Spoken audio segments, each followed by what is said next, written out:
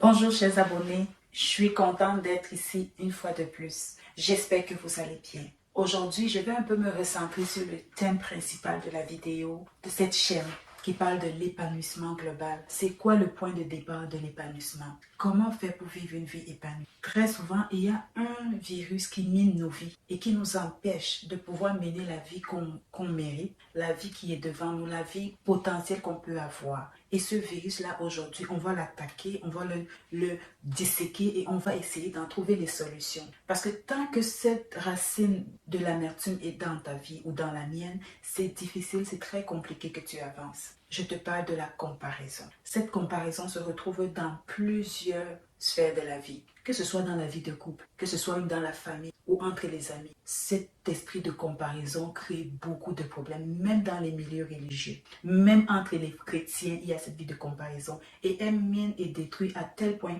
que souvent on ne se rend pas compte que c'est elle qui agit. On croit que c'est parce qu'on vise l'excellence, mais en fait c'est une racine du mal. Et la racine du mal, elle pousse avec des rejetons du mal. Je m'explique. Je prends un exemple. Dans les cours, vous avez eu à entendre parler du couple de la célèbre chanteuse nigériane qui décède. Ce n'était rien d'autre qu'un problème de comparaison. Il y a des couples où le mari est jaloux de la femme parce qu'elle prospère, parce qu'elle brille, parce qu'elle est plus visible que lui. Alors il cherche à brimer, à compresser, à oppresser, à étouffer cette lumière-là en imposant, en forçant, en utilisant toutes sortes de méthodes de violence morale, physique, psychique, toutes sortes de barrières pour l'empêcher de pouvoir s'épanouir. Il aurait voulu être à sa place. La comparaison naît du fait qu'on aurait voulu être à la place de la personne qu'on admire. Et c'est très dangereux. Ce n'est pas seulement dans les couples que ce problème se retrouve, même entre les frères et les sœurs, dans une même famille. Tu vas voir quelqu'un qui veut être à la place de l'autre. Pourquoi c'est toujours lui qu'on appelle? Pourquoi c'est toujours elle qu'on considère? Moi, je veux être celle-là. C'est toujours, pourquoi c'est toujours elle? Pourquoi c'est toujours elle? À cause de cette comparaison, la rancœur naît, la mélancolie naît, la rage naît, le désir de répliquer naît. Et deux fois, on passe à l'action. À cause de la comparaison, j'ai déjà vu dans des familles où l'un se moque de l'échec de l'autre. Je ne savais pas que quelque chose pouvait lui arriver. Pourquoi on se moque? Parce qu'on est content qu'il ne nous distance plus dans les résultats. On est content qu'il n'est plus en avant, qu'il n'est pas le plus vu. J'ai même déjà vu dans les milieux religieux, à cause de la comparaison, quand un malheur arrive à une personne, on est content, on se réjouit, on se dit c'est Dieu qui l'a frappé, c'est Dieu qui l'a exposé, c'est le karma qui l'a atteint. Pourquoi on est content? Parce que enfin cette personne qui faisait ombrage, qui était devant nous et nous empêchait de pouvoir être le numéro 1, cette personne est écartée et désormais nous on n'est plus vu. On est plus vu. La comparaison, elle est très dangereuse. Et pourquoi est-ce qu'elle est dangereuse? D'où tire-t-elle son origine? Quand je regarde d'où vient la comparaison, tout ce que j'ai fait, j'aime me référer à l'origine du temps. Le premier être à vouloir se comparer, c'était Satan le diable. Le premier être à vouloir la place de quelqu'un d'autre, c'était Lucifer. Lucifer, c'est un très bon nom, l'ange de lumière. Il brillait, il brillait, il brillait, il était beau, impeccable, il était puissant. Il avait toute une beauté que nul autre n'avait à part Dieu. Mais il a désiré être Dieu.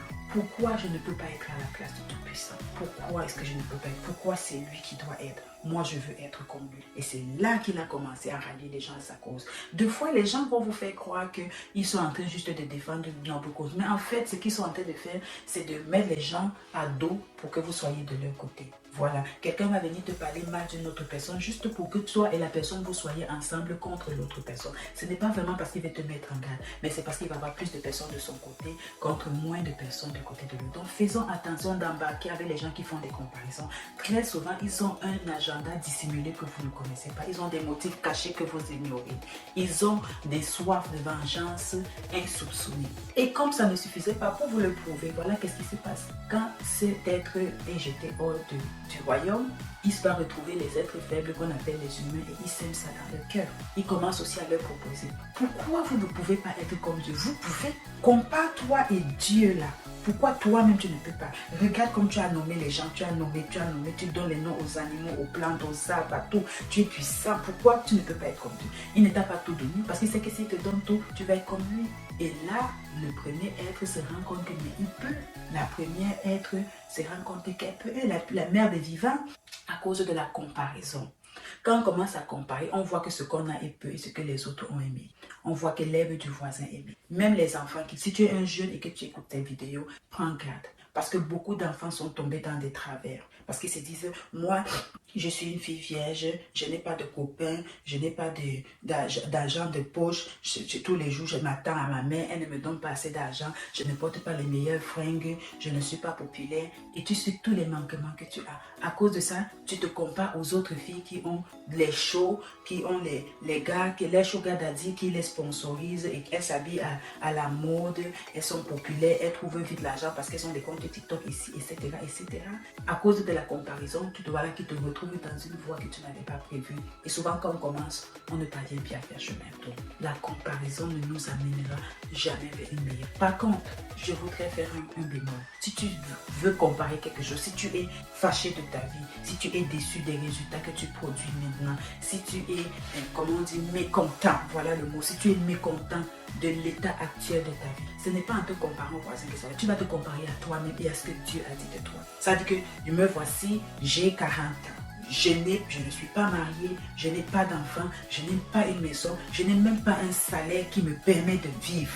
Qu'est-ce qui se passe avec moi? Pourquoi? Tandis qu'à 40 ans, un homme dans la société devait être marié, salarié, ayant déjà bâti. Alors il y a quelque chose qui se passe avec moi. Je dois faire quelque chose. Ça, c'est différent. Quand tu fais la lecture comme ça, tu n'en veux à personne. Tu ne jalouses personne. Tu n'as de la rage contre personne. À part toi-même. Et te mettre face à la vie pour dire, toi qui m'as envoyé sur terre, aide-moi à changer. Ça, c'était une petite vidéo pour vous encourager à ne pas vous comparer les uns aux autres. La comparaison amène les gens à une racine du mal, à faire poser des actions qu'ils vont regretter plus tard. À cause de la comparaison, les couples ne s'entendent plus. Pourquoi? Parce que le mari pense que s'il aide la femme, s'il écoute le conseil de la femme, elle va gagner. Ça va montrer qu'elle est plus forte que lui. Ou la femme, si elle se laisse guider par l'homme, ça va montrer qu'elle n'est pas indépendante, qu'elle est soumise et tout ça. Parce que chacun est de son couple. Vous voyez, quand il y a la comparaison dans un couple, ça montre qu'on n'est pas unis. Parce qu'un couple ensemble, vous n'allez jamais voir le pied qui se compare avec la main. Comme moi, je suis, c'est un même corps. Ils ont besoin l'un de l'autre pour fonctionner. Alors, le jour que tu vois encore quelqu'un qui se compare, fais attention. Soit la personne est ignorante, soit elle est en train de souffrir à l'intérieur d'un mal qui l'arrange, dont elle doit être impérativement. Si cette vidéo t'a plu, like, partage et pose des questions si tu as besoin. Mon nom c'est Josiane Carole. Je suis en mission pour vivre épanouie. Même ici au Canada, il y a des gens qui arrivent au Canada qui ne parviennent pas à mener une vie épanouie parce qu'ils sont dans la comparaison.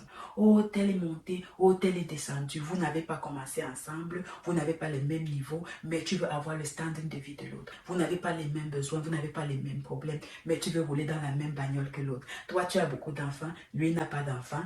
Il peut s'acheter ce qu'il veut, toi tu ne peux pas. Et à cause de ça, tu te crées toutes sortes de problèmes. Alors, faisons attention et réfléchissons à notre vie. Dans une autre vidéo, je vais te parler d'une autre chose que tu pourrais mettre en place quand tu veux changer ta vie et que tu es bloqué. Que faire? Peace, enjoy.